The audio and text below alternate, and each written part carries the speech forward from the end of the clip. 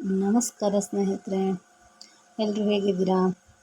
ನಾನು ಇವತ್ತಿನ ವಿಡಿಯೋದಲ್ಲಿ ನನ್ನ ಕಾಲುಗೆಜ್ಜೆ ಶಾಪಿಂಗ್ ಹೇಗಿತ್ತು ಮತ್ತು ರಾಘವೇಂದ್ರ ಸ್ವಾಮಿ ದೇವಸ್ಥಾನದ ಹೋಗಿದ್ದಾಗ ಮಾಡ್ಕೊಂಡಿರೋವಂಥ ವಿಡಿಯೋನ ಅಪ್ಲೋಡ್ ಮಾಡ್ತಾಯಿದ್ದೀನಿ. ನಾನು ಇವತ್ತು ನಂದು ಮತ್ತು ನನ್ನ ಮಗಳದ್ದು ಕಾಲುಗೆಜ್ಜೆ ತೊಗೊಳೋಕ್ಕೆ ಅಂತ ಸಿಟಿಗೆ ಹೋಗಿದ್ದೆ. ಆವಾಗ ಏನು ಮಾಡ್ಕೊಂಡಿರೋವಂಥ ವಿಡಿಯೋ ಇದು. ಏನಂದರೆ ಇವಾಗ ಬೆಳ್ಳಿ ರೇಟ್ ಎಷ್ಟಿದೆ ಮತ್ತು ನನ್ನ ಹಳೆ ಕಾಲುಗೆಜ್ಜೆನ ಯಾವ ರೇಟಿಗೆ ಹಾಕ್ಕೊಂಡ್ರು, ಎಷ್ಟು ಪರ್ಸೆಂಟೇಜ್ ಮೈನಸ್ ಮಾಡ್ತಾರೆ, ಅದೆಲ್ಲ ಈ ವಿಡಿಯೋದಲ್ಲಿ ಇರುತ್ತೆ. ಇದು ನೋಡಿ ನಂದು ಕಾಲುಗೆಜ್ಜೆ. ಇದು ನಂದು ಸಣ್ಣಗೆ ಇರೋದು. ಇದನ್ನು ತೊಗೊಂಡು ತುಂಬ ದಿವಸ ಏನೂ ಆಗಿಲ್ಲ, ಒಂದು 9 ಮಂತ್ಸ್ ಏನೋ ಆಗಿದೆ. 9 ಮಂತ್ಸಲ್ಲಿ ಅದು 3 ಸಲ ಕಟ್ಟಾಗಿದೆ. ಹಾಗಾಗಿ ಚೇಂಜ್ ಮಾಡೋಣ ಅಂಥೇಳಿ ಮಾಡೋಕ್ಕೆ ಅಂತ ಹೊರಟಿದ್ದು. ಪಕ್ಕದಲ್ಲಿರೋದು ನನ್ನ ಮಗಳದ್ದು ಕಾಲುಗೆಜ್ಜೆ. ಇದಾದರೆ ಒಂದು 3 ಇಯರ್ಸ್ ಆಗಿತ್ತು ತೊಗೊಂಡು. ಆದರೆ ಹಾಕಿರಲಿಲ್ಲ ಅವಳು, ಸ್ವಲ್ಪ ಚಿಕ್ಕದಾಗಿದೆ ಅದು. ಚೆನ್ನಾಗಿತ್ತು, ಆದರೆ ಚಿಕ್ಕದಾಗಿದೆ ಅಂಥೇಳಿ ಅದನ್ನು ಚೇಂಜ್ ಮಾಡಬೇಕು ಅಂತ ನಾನಿವತ್ತು ಶಾಪಿಂಗ್ ಹೊರಟಿದ್ದು. ಈ ಕಾಲುಗೆಜ್ಜೆ ನಂದು ಏನು ಡಿಸೈನ್ದು ಪ್ರಾಬ್ಲಮ್ ಆಯಿತಾ ಏನಂತ ಗೊತ್ತಿಲ್ಲ. ಯಾರ್ದು ಅಷ್ಟು ಬೇಗ ಕಟ್ಟಾಗಲ್ಲ ಅಂತ ಹೇಳ್ತಾರೆ. ಒಂದು ವರ್ಷದೊಳಗಡೆ ಅಂದರೆ 9 ತಿಂಗಳ ಒಳಗಡೆಗೆ 3 ಸಲ ಕಟ್ಟಾಯಿತು. ಆ ಡಿಸೈನ್ ತುಂಬ ಸಣ್ಣಗಿತ್ತಲ್ಲ, ಹಾಗಾಗಿ ಅನಿಸುತ್ತೆ ಅದು ತುಂಬ ಬೇಗ ಕಟ್ಟಾಯಿತು ಅನಿಸುತ್ತೆ. ತುಂಬ ಸಾಫ್ಟ್ ಇತ್ತು ಬೆಳ್ಳಿ. ನಾನು ಅದನ್ನು ತೊಗೊಂಡಿದ್ದು ಶೋರೂಮಲ್ಲೇ, ಗೋಲ್ಡ್ ಮತ್ತು ಸಿಲ್ವರ್ ಶೋರೂಮ್ ಇರುತ್ತಲ್ಲ ಅಲ್ಲೇ ತೊಗೊಂಡಿದ್ದೆ. ಯೂಶ್ವಲಿ ಮೈಸೂರಲ್ಲಿ ತೊಗೋತಾ ಇದ್ದೆ, ಈ ಸರಿ ಬೆಂಗಳೂರಲ್ಲೇ ಇದ್ನಲ್ಲ, ಹಾಗಾಗಿ ಅಲ್ಲೇ ತೊಗೊಳ್ಳೋಣ ಅಂಥೇಳಿ ನಾನು ನಮ್ಮ ಮನೆಯವ್ರು ಹೊರಟಿದ್ದು. ನಾವು ಹೋಗಿದ್ದ ದಿವಸ ರಜಾ ಇತ್ತು, ಗೌರ್ಮೆಂಟ್ ಹಾಲಿಡೇ ಇತ್ತು. ಹಾಗಾಗಿ ಸ್ವಲ್ಪ ಟ್ರಾಫಿಕ್ ಜಾಮ್ ಇರಲಿಲ್ಲ. ನಾವು ಬೈಕಲ್ಲೇ ಹೋಗಿದ್ವಿ ಸಿಟಿಗೆ, ಇನ್ನು ಸ್ವಲ್ಪ ಬೇಗ ಹೋಗ್ಬೋದು ಅಂತ ಹೇಳಿ. ನಮ್ಮ ಮನೆಯಿಂದ ಸಿಟಿಗೆ ಹತ್ತತ್ರ 1 ಅವರ್, ಅಂದರೆ ನಾನು ಹೋಗಬೇಕಿತ್ತಲ್ಲ ಆ ಪ್ಲೇಸಿಗೆ ಹತ್ತತ್ರ 1 ಅವರ್ ಜರ್ನಿ ಆಗುತ್ತೆ. ಹಾಗಾಗಿ ಸ್ವಲ್ಪ ಬೇಗನೆ ಮನೆ ಬಿಟ್ಟಿದ್ವಿ.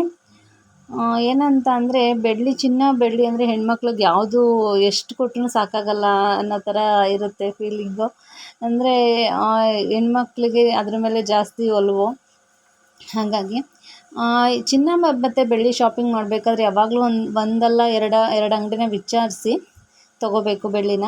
ಯಾಕೆಂದರೆ ಒಂದು ಸರಿ ಇನ್ವೆಸ್ಟ್ ಮಾಡ್ತೀವಿ ಅಂದರೆ, ಒಂದು ಸರಿ ನಾವೇನು ಇನ್ವೆಸ್ಟ್ ಮಾಡ್ತೀವಿ ಅದನ್ನು ನಾವು ನೆಕ್ಸ್ಟಿಗೆ ಕಾಲುಗೆಜ್ಜೆ ಈ ಥರ ಐಟಮ್ಗಳೆಲ್ಲ ತೊಗೋಬೇಕಾದ್ರೆ ನೆಕ್ಸ್ಟ್ ರಿಟರ್ನ್ ಕೊಟ್ಟಾಗ ಕೂಡ ಅದಕ್ಕೆ ವ್ಯಾಲ್ಯೂ ಇರಬೇಕು. ಹಾಗಾಗಿ ಕಾಲುಗೆಜ್ಜೆಗಳಲ್ಲಿ ಪ್ಯೂರಿಟಿಗಳು ಡಿಫ್ರೆನ್ಸ್ ಬರುತ್ತೆ. 60% ಬರುತ್ತಂತೆ, 80% ಬರುತ್ತಂತೆ, ಆಮೇಲೆ 92.5 ಬರುತ್ತಂತೆ.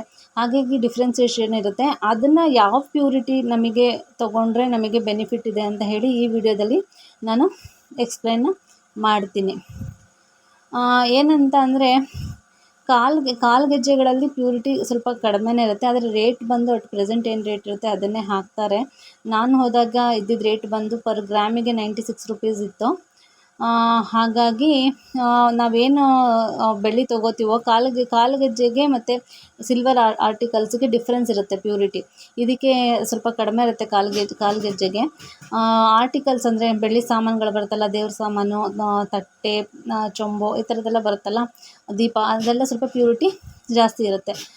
ನೋಡಿ, ನಾನು ಹೋಗಿದ್ದು ಈ ಶಾಪಿಗೆ ಹೋಗಿದ್ದೆ. ಶಾಪ್ ಹೆಸರು ಬೇಡ, ಯಾಕೆಂದರೆ ಸುಮ್ಮನೆ ಏನಾದರೂ ಅವ್ರಿಗೆ ಶಾಪ್ ಅವ್ರದ್ದು ಕಾಪಿರೈಟ್ಸ್ ಏನಾದರೂ ಪ್ರಾಬ್ಲಮ್ ಆಗ್ಬೋದು ಅಂತ ಹೇಳಿ ನಾನು ಆ ಶಾಪ್ ಹೆಸರು ಹೇಳಿಲ್ಲ. ನಾನು ಹೋಗಿದ್ದ ದಿವಸ ಎಲ್ಲರೂ ಅಕ್ಷಯ ತೃತೀಯ ದಿನ ತೊಗೊಂಡ್ರೆ ಏನು ಬೆಳ್ಳಿ ಅಥವಾ ಚಿನ್ನನ, ನಾನು ನೆಕ್ಸ್ಟ್ ಡೇಗೆ ಹೋಗಿದ್ದೆ. ಏನಂತ ಅಂದರೆ ನನಗೆ ಅದ್ರಲ್ಲಿ ನಂಬಿಕೆ ಇಲ್ಲ ಅನ್ನೋದಕ್ಕಿಂತ ಹೆಚ್ಚಾಗಿ ಅವತ್ತು ತುಂಬ ರಶ್ ಇರ್ತಾರೆ, ನಾನು ನೋಡೋಕ್ಕಾಗಲ್ಲ ಅಂತೇಳಿ ನನಗೆ ಅದರಲ್ಲಿ ಅವತ್ತೇ ತೊಗೋಬೇಕು ಅಂತೇನು ಆಸೆ ಇರಲಿಲ್ಲ. ಹಾಗಾಗಿ ನೆಕ್ಸ್ಟ್ ಡೇ ಹೋದೆ. ಸ್ವಲ್ಪ ಫ್ರೀಯಾಗಿತ್ತು ಅಂಗಡಿ, ಸ್ವಲ್ಪ ತೋರ್ಸೋಕ್ಕೂ ಕೂಡ ಅವ್ರು ಪೇಷನ್ಸಿಂದ ತೋರಿಸ್ತಾರೆ. ಹಾಗಾಗಿ ನಾನೇನು ಮಾಡಿದೆ, ನೆಕ್ಸ್ಟ್ ಡೇಗೆ ಹೋಗೋಣ ಅಂತೇಳಿ ನೆಕ್ಸ್ಟ್ ಡೇಗೆ ಹೋದೆ. ಅದರಲ್ಲಿ ಈ ಥರ ಸಿಲ್ವರ್ ಆರ್ಟಿಕಲ್ಸಿಗೆಲ್ಲ ಹೋದರೆ ರಶ್ ಇದ್ದಾಗ ಅಷ್ಟು ಗಮನ ಕೊಟ್ಟು ತೋರಿಸಲ್ಲ ಅಂಥೇಳಿ ನಾನು ನೆಕ್ಸ್ಟ್ ಡೇಗೆ ಹೋಗಿದ್ದೆ ಶಾಪಿಂಗು. ನೋಡಿ, ಇದರಲ್ಲಿ ತೋರಿಸ್ತಾ ಇರೋದೆಲ್ಲ ಇದೆಲ್ಲ ಬೆಳ್ಳಿದು ಒಡವೆಗಳು.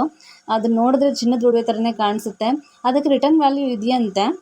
ಅದು ನಿಮಗೆ ಪ್ಯೂರಿಟಿ ಚೆನ್ನಾಗೇ ಬರುತ್ತಂತೆ. ಆರ್ಟಿಕಲ್ಸ್ ಪ್ಯೂರಿಟಿ ಇರುತ್ತಲ್ಲ ಅದೇ ಪ್ಯೂರಿಟಿ ಬರುತ್ತಂತೆ. ಹಾಗಾಗಿ ಬೆಳ್ಳಿ ಒಡವೆಗಳು ಕೂಡ ಗೋಲ್ಡ್ ಶೋರೂಮಲ್ಲಿ ಇತ್ತು. ಇದೆಲ್ಲ ನೋಡಿ, ಇಯರಿಂಗ್ಸು. ನನಗೆ ನೋಡೋಕೆ ಆರ್ಟಿಫಿಷಿಯಲ್ ಥರ ಕಾಣಿಸ್ತಾ ಇತ್ತು, ಆದರೆ ಇದು ಸಿಲ್ವರ್ ಜ್ಯುವೆಲರಿಗಳು.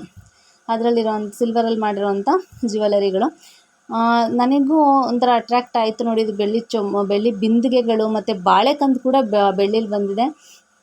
ನನಗೂ ನೋಡಿ ಬಾಳೆಕಂದನ್ನು ನೋಡಿ ಒಂಥರ ಖುಷಿ ಆಯಿತು.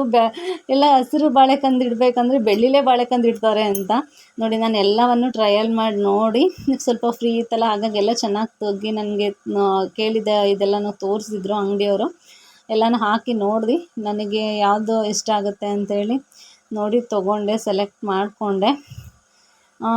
ಏನಂತ ಅಂದರೆ ಬೆಳ್ಳಿ ಕಾಲ್ಗೆಜ್ಜೆ ತೊಗೋಬೇಕಾದ್ರೆ ಈಗ ನೋಡಿ ನಾನು ಸಣ್ಣದು ತೊಗೊಂಡೆ, ಅದು ಸ್ವಲ್ಪ ಬೇಗನೆ ಕಟ್ಟಾಯಿತು. ಪ್ಯೂರಿಟಿ ಜಾಸ್ತಿ ಆದಷ್ಟು ಸ್ವಲ್ಪ ಸಾಫ್ಟ್ ಬರುತ್ತೆ ಬೆಳ್ಳಿ, ಹಾಗಾಗಿ ಅದು ತುಂಬ ಸಣ್ಣಗೆ ಬೇರೆ ಇತ್ತಲ್ಲ, ಡಿಸೈನು ಹಾಗೆ ಇತ್ತಲ್ಲ, ಹಾಗಾಗಿ ಅದು ಕಟ್ಟಾಯಿತು. ಹಾಗಾಗಿ ಸ್ವಲ್ಪ ಡಿಸೈನ್ನ ಚೇಂಜ್ ಮಾಡಿದ್ದೀನಿ.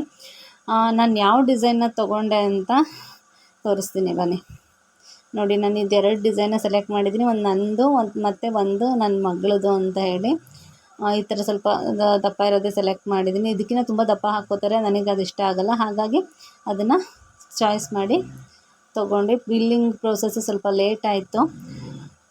ಬಿಲ್ಲಿಂಗ್ ಪ್ರೋಸೆಸ್ ಮುಗಿಸಿ ನಾವು ನೆಕ್ಸ್ಟು ಬಂದಿದ್ದು ಆನ್ ದಿ ವೇ JP ನಗರಲ್ಲಿರೋ ಅಂಥ ಮಾರೇನಹಳ್ಳಿ ಅಂತ ಹೇಳ್ತಾರೆ. JP ನಗರ ಅಲ್ಲೇ ಜಯನಗರ ಹತ್ತಿರ ಇರೋವಂಥದ್ದು ದೇವಸ್ಥಾನ, ಮಾರೇನಹಳ್ಳಿ ಹತ್ರ ಇರೋದು. ನಾವು ಇಲ್ಲಿ ಮುಂಚೆ ಬನಶಂಕರಿಲಿದ್ವಿ, ಆವಾಗ ರೆಗ್ಯುಲರಾಗಿ ದೇವಸ್ಥಾನಕ್ಕೆ ಬರ್ತಿದ್ವಿ. ಈಗ ಸ್ವಲ್ಪ ದೂರ ಹೋದ್ವಿ, ಹಾಗಾಗಿ ಬರೋಕ್ಕಾಗಲ್ಲ, ವರ್ಷಕ್ಕೆ 1-2 ಸಲ ಬರ್ತೀವಿ. ಇವತ್ತು ಗುರುವಾರ ಇತ್ತು, ಹಾಗಾಗಿ ವಿಶೇಷ ಪೂಜೆ ಆಗತ್ತಲ್ಲಿ. ನಾನು ಹೋಗಿದ್ದ ದಿವಸ ಕೂಡ ಆನೆ ಮೇಲೆ ಆನೆ ಅಂದರೆ ಬೆಳ್ಳಿ ಆನೆ ಇತ್ತು, ಅದ್ರ ಮೇಲೆ ತೇರು ಎಳೆಯೋ ಥರ ಏನೋ ಎಲ್ಲ ರೆಡಿ ಮಾಡ್ತಾಯಿದ್ರು. ಹಾಗಾಗಿ ಚೆನ್ನಾಗಿದೆ ಅಂತೇಳಿ ವೀಡಿಯೋನ ಮಾಡ್ಕೊಂಡಿರೋದು ನೋಡಿ. ಇದು ಬೆಳ್ಳಿ ಆನೆ, ಅದ್ರ ಮೇಲೆ ಈ ಥರ ಪೀಠ ಇದೆ, ಅಂಬಾರಿ ಥರ ಇಟ್ಟಿದ್ದಾರೆ. ಅದ್ರ ಮೇಲೆ ದೇವರನ್ನ ಇಟ್ಟು ಅದೇ ಗರ್ಭಗುಡಿ ಇದೆಯಲ್ಲ, ಅದ್ರ ಸುತ್ತ ಒಂದು ರೌಂಡ್ ಬರ್ತಾರೆ. ಆಮೇಲೆ ನಾನು ಮುಂಚೆ ಹೋಗ್ಬೇಕಾದ್ರೆ ಬೆಳ್ಳಿ ತೊಟ್ಲನ್ನ ಇಟ್ಟು ಅದರೊಳಗೆ ಮೇಲೆ ಕೃಷ್ಣನ ಕೂರಿಸಿ ತೂಗ್ತಾಯಿದ್ರು. ಈಗ ಅದನ್ನು ಬಿಟ್ಟು ಬೇರೆ ಇನ್ನೊಂದು ಇಟ್ಟಿದ್ದಾರೆ ನೋಡಿ ಅಲ್ಲಿ. ಇದು ತೊಟ್ಲೇ ಇದೆ ಅನಿಸುತ್ತೆ, ಅಲ್ಲಿ ಕೆಳಗಡೆ ಇದೆ ನೋಡಿ. ಅದು ತೊಟ್ಲಲ್ಲಿ ಹಾಕಿ ಅದಕ್ಕೆಲ್ಲ ಗೋಲ್ಡ್ ಕವರಿಂಗ್ ಮಾಡಿದ್ದಾರೆ. ಅದು ಗೋಲ್ಡಾ ಅಥವಾ ಆರ್ಟಿಫಿಷಿಯಲ್ ಅಂತ ನನಗೆ ಗೊತ್ತಿಲ್ಲ, ಆದರೆ ಗೋಲ್ಡ್ ಕವರಿಂಗ್ ಥರ ತುಂಬ ಚೆನ್ನಾಗಿ ಕಾಣಿಸ್ತಾ ಇತ್ತು. ನೋಡೋಕ್ಕೆ ಒಂಥರ ಹಬ್ಬದ ಥರ ಇತ್ತು, ತುಂಬ ಚೆನ್ನಾಗಿ ಅನ್ನಿಸ್ತು. ನನಗೆ ಹೋಗಿದ್ದ ದಿನವೂ ಒಳ್ಳೆಯದಾಯಿತು, ಗುರುವಾರ ಬಂದಿದ್ದು ಅಂತ ಅಂದ್ಕೊಂಡೆ ನೋಡಿ. ಇಲ್ಲಿ ಇಷ್ಟು ಚೆನ್ನಾಗಿ ಕಾಣಿಸ್ತಾ ಇದೆ ರಾಘವೇಂದ್ರ ಸ್ವಾಮಿಗಳು ಮತ್ತು ಇದು ತೊಟ್ಲು ಎಲ್ಲ ನೋಡಿ ತುಂಬ ಖುಷಿ ಆಯಿತು ನನಗೆ. ತುಂಬ ದಿವಸದ ನಂತರ ಹೋಗಿದ್ನಲ್ಲ, ಹಾಗಾಗಿ ಬ್ಲೆಸ್ಡ್ ಅನ್ನಿಸ್ತು ನೋಡಿ. ಇದು ಆನೆನ ಹತ್ತಿರದಿಂದ ಮಾಡಿರೋದು, ಇದು ಬೆಳ್ಳಿದು ಮೇ ಬಿ ಅಂದ್ಕೊತೀನಿ.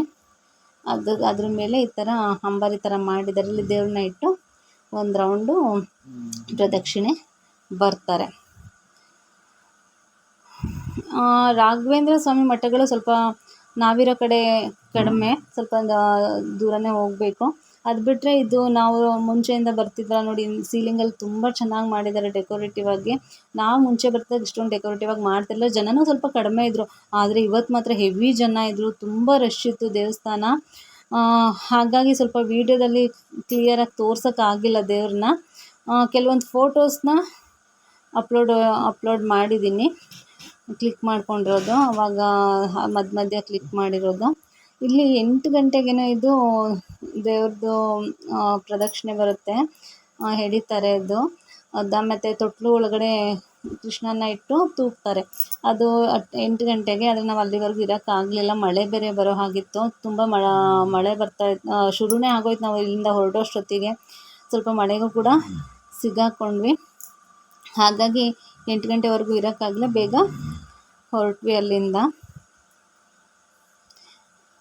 ಇದಿಷ್ಟು ರಾಘವೇಂದ್ರ ಸ್ವಾಮಿ ದೇವಸ್ಥಾನದಲ್ಲಿ ತೊಗೊಂಡಿರೋವಂಥ ಪಿಕ್ಗಳು.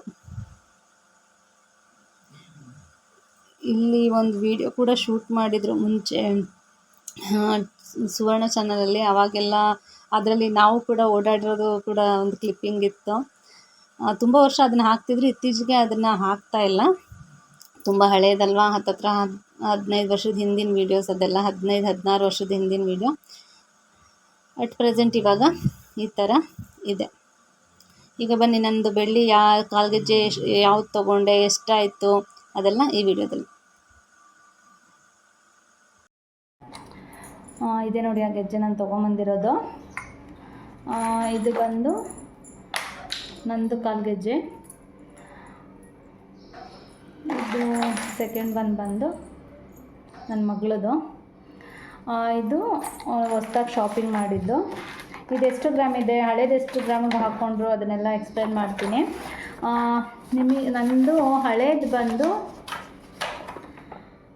ಹಳೇದನ್ನ ನನಗೆ 5,000 ಚಿಲ್ಲರೆಗೆ ಹಾಕ್ಕೊಂಡಿದ್ದಾರೆ. ಹೊಸದು ಬಂದು 77 ಗ್ರಾಮ್ಸ್ ಇದೆ, 8,417 ರೂಪಾಯಿ ಆಯಿತು. ಹಳೇದು ಬಂದು 68 ಗ್ರಾಮ್ಸ್ ಇದೆ, 68 ಗ್ರಾಮ್ಸ್ ಇದೆ, ಅದಕ್ಕೆ 5,617.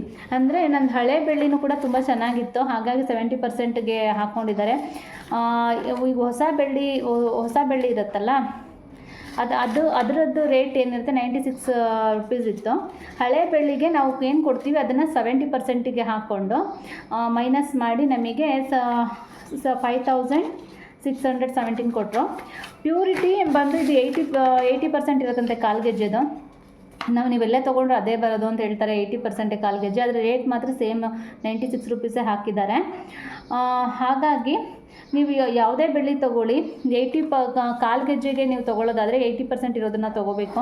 ಅದು ನಿಮಗೆ ನಮ್ಮದು ಗೋಲ್ಡ್ಗೆ ಹೆಂಗೆ ಬರುತ್ತೆ 916 ಅಂತ, ಹಾಗೆ ಕಾಲು ಗೆಜ್ಜೆಗೆ ಕೂಡ 80 ಅಂತ ಬರುತ್ತಂತೆ, 80 ಪ್ಯೂರಿಟಿ ಅಂತ. ಅದು 80 ಪ್ಯೂರಿಟಿಲಿ ಇರೋದನ್ನ ತೊಗೋಬೇಕಂತೆ. ಆರ್ಟಿಕಲ್ಸ್ ಬಂದು ನಿಮ್ಗೆ ಏನಾದ್ರು ಬೆಳ್ಳಿ ಐಟಮ್ಸ್ ಎಲ್ಲ ಬಂದರೆ 92.5 ಬರುತ್ತೆ. ಅದನ್ನು ಆ ಪ್ಯೂರಿಟಿಲಿ ತೊಗೊಂಡ್ರೆ ಬೆಳ್ಳಿ ಚೆನ್ನಾಗಿರುತ್ತೆ.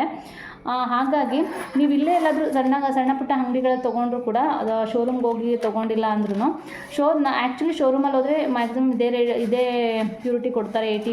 ಕಾಲು ಗೆಜ್ಜೆ ನಿಮಗೆ 80 ಪ್ಯೂರಿಟಿಲೇ ಕೊಡ್ತಾರೆ. ಸಣ್ಣ ಅಂಗಡಿಗಳಿಗೆ ಕೊಟ್ಟಾಗ ಏನಾಗುತ್ತೆ, ಸ್ವಲ್ಪ ಪ್ಯೂರಿಟಿ ಕಮ್ಮಿ ಇರುತ್ತೆ. ನಾನು ನೋಡಿದ್ದೀನಿ. ಅಂದರೆ ಸಣ್ಣ ಅಂಗಡಿ ನಿಮಗೆ ಸಣ್ಣದು ಅನ್ನೋದಲ್ಲ, ಅಂದರೆ ಈಗ ಬೇರೆ ಯಾವುದೇ ಶಾಪ್ ಆಗಿರ್ಬೋದು, ಲೋಕಲಲ್ಲಿ ನಾವು ತೊಗೊಂಡಾಗ ಪ್ಯೂರಿಟಿ ಕಡಿಮೆ ಬರುತ್ತೆ. ಅದೇ ಶೋರೂಮಲ್ಲಿ ತೊಗೊಂಡಾಗ ನಿಮಗೆ ಇದೇ ಸೇಮ್ ಪ್ಯೂರಿಟಿ ಇರುತ್ತೆ. ಮತ್ತು ರಿಟರ್ನ್ ಕೊಟ್ಟಾಗ ನಿಮಗೆ ಅದನ್ನು ಅವ್ರದ್ದೇ ಅಂಗಡಿ ತೊಗೊಂಡಿರೋದು ಹಾಕಿದ್ರೂ ಕೂಡ ನಿಮಗೆ 75% ಅಂತ ಕೊಡೋದು ನಾನು 2-3 ಕಡೆ ವಿಚಾರಿಸಿದ್ದೀನಿ. ನಿಮ್ಮದು ಬೆಳ್ಳಿ ಪ್ಯೂರಿಟಿ ಚೆನ್ನಾಗಿದ್ದರೆ ಅದನ್ನು ಕೂಡ 70%ಗೆ ಹಾಕೋತಾರೆ. ನೀವು ಯಾವುದೇ ಶಾಪಲ್ಲಿ ತೊಗೊಳ್ಳಿ, ಪ್ಯೂರಿಟಿ ನೋಡಿ ಶಾಪಿಂಗ್ನ ಮಾಡಿ ಅಂತ ಹೇಳ್ತೀನಿ.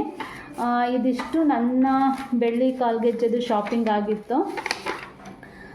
ಇದರಲ್ಲಿ ಇನ್ನೊಂದು ಏನು ಮಿಸ್ ಆಯ್ತು ಅಂದರೆ, ಅದೇ 68 ಗ್ರಾಮ್ಸ್ ನಂದು ಹಳೆ ಕಾಲ್ಗೆಜ್ಜೆ ಹಾಕ್ಕೊಂಡಿದ್ರು. ನಾನಿವಾಗ ತೊಗೊಂಡಿದ್ದು 77 ಗ್ರಾಮ್ಸ್, ಎರಡು ಕಾಲ್ಗೆಜ್ಜೆ ಸೇರಿ 77 ಗ್ರಾಮ್ಸ್ ತೊಗೊಂಡಿದ್ದು. 5,000 ಮೈನಸ್ ಮಾಡಿ ನಾವು 3,000 ಸಮಥಿಂಗ್ನ ಪೇ ಮಾಡಿದ್ದೀವಿ.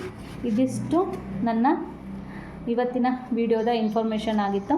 ಹಾಗಾಗಿ ಯಾರೇ ಬೆಳ್ಳಿ ತೊಗೊಂಡು ಪ್ಯೂರಿಟಿನ ಚೆಕ್ ಮಾಡಿ ಬೆಳ್ಳಿನ ತೊಗೊಳ್ಳಿ ಅಂತ ಹೇಳ್ತೀನಿ. ಯಾಕೆಂದರೆ ನಾವು ಮತ್ತೆ ರೀಸೇಲ್ ಮಾಡಬೇಕಾದ್ರೆ ತುಂಬ ಕಡಿಮೆಗೆ ಹೋಗುತ್ತೆ. ಆವಾಗ ತುಂಬ ನಾವು ಇಷ್ಟೊಂದು ಲಾಸ್ ಆಯ್ತಲ್ಲ ಅಂತ ಬೇಜಾರಾಗುತ್ತೆ. ಅದ್ರ ಬದಲು ತೊಗೋಬೇಕಾದ್ರೆ ಸ್ವಲ್ಪ ಗಮನ ಕೊಡಿ ಪ್ಯೂರಿಟಿ ಬಗ್ಗೆ ಅಂತ ಹೇಳ್ತೀನಿ. ಇದಿಷ್ಟು ನನ್ನ ಇವತ್ತಿನ ಇನ್ಫಾರ್ಮೇಷನ್ ಆಗಿತ್ತು. ನನ್ನ ಈ ವಿಡಿಯೋ ಇಷ್ಟ ಆಗಿದರೆ ನನ್ನ ಚಾನಲ್ನ ಸಬ್ಸ್ಕ್ರೈಬ್ ಮಾಡಿ, ಸಪೋರ್ಟ್ ಮಾಡಿ. Thank you.